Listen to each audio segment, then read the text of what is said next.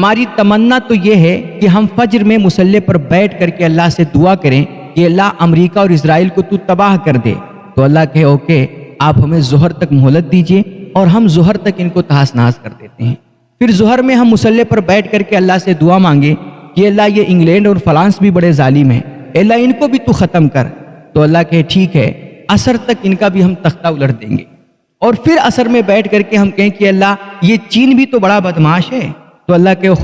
آپ نے تو ہمیں بتایا ہی نہیں، ٹھیک ہے آپ نے کہا ہے تو مغرب تک ہم چین کا بھی صفایا کر دیں گے۔ اس طرح ہم دعائیں کرتے رہیں، اللہ سے آرڈر لگاتے رہیں، اور ہمارے کہنے پر اللہ دنیا سے تمام دشمنوں کا خاتمہ کر دے اور عشاء تک کی ہماری خلافت راشدہ قائم ہو جائے۔ یہ ہے ہماری تمنائیں، یہ ہے ہماری دعائیں، ہمیں کچھ نہ کرنا پڑے، بس ہم دعا کریں اور دشمن تباہ و برباد ہو جائے۔ باقی ہم عیاشیوں میں لگے رہیں اور ایسے فضول خرچیاں کرتے رہیں، جہاں ہمیں 1 خرچ کرنا ہو وہاں پر ہم 100 خرچ کریں، اور جہاں پر 100 خرچ کرنا ہو وہاں 1 پیسہ بھی خرچ کرنے میں جو ہے جان جائے۔ تو یہ مطلب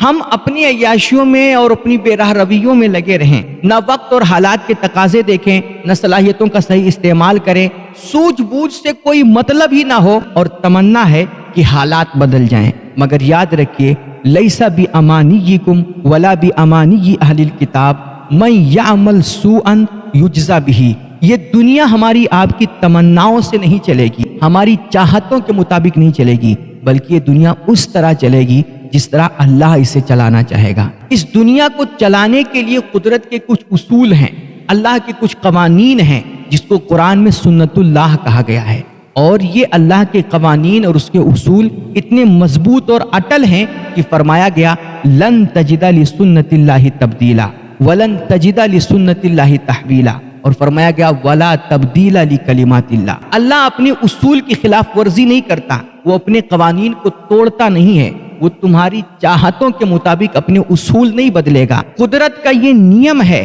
کہ اس دنیا میں جو قوم اپنے وقت کا صحیح استعمال کرے گی، حالات کے تقاضوں کو پورا کرے گی اور صلاحیتوں کا صحیح استعمال کرے گی، وہ قوم خواہ کتنی بھی بدکار ہو، حتیٰ کہ وہ کافر و مشرک ہی کیوں نہ ہو، آخرت میں اس کا جو بھی انجام ہو وہ تو آخرت کا معاملہ ہے، لیکن دنیا میں اگر وہ قوم تگ و دو کرتی ہے، محنت کرتی ہے، تو اللہ اسے اس کی محنتوں کا صلہ ضرور دے گا، اور اس قوم کو ترقی، کامیابی اور سربلندی سے ہماری آپ کی بددعائیں کبھی روک نہیں پائیں گی۔ اللہ نے اس دنیا میں ترقی اور سربلندی کے کچھ راستے طے کر رکھے ہیں، ان راستوں پر خواہ کوئی مومن چلے یا کوئی کافر و مشرک چلے، جو بھی ان راستوں پر چلے گا وہ سربلند ضرور ہوگا۔ ہماری آپ کی ایک عجیب سوچ بن گئی ہے یار، کہ مطلب ہم مسلمان ہیں تو ہمارے لیے نیم اور کریلے کا جوس بھی میٹھا ہونا چاہیے کیونکہ ہم مسلمان ہیں، اور دوسری قوم چونکہ بدکار ہے، کافر ہے، مشرک ہے، گمراہ ہے،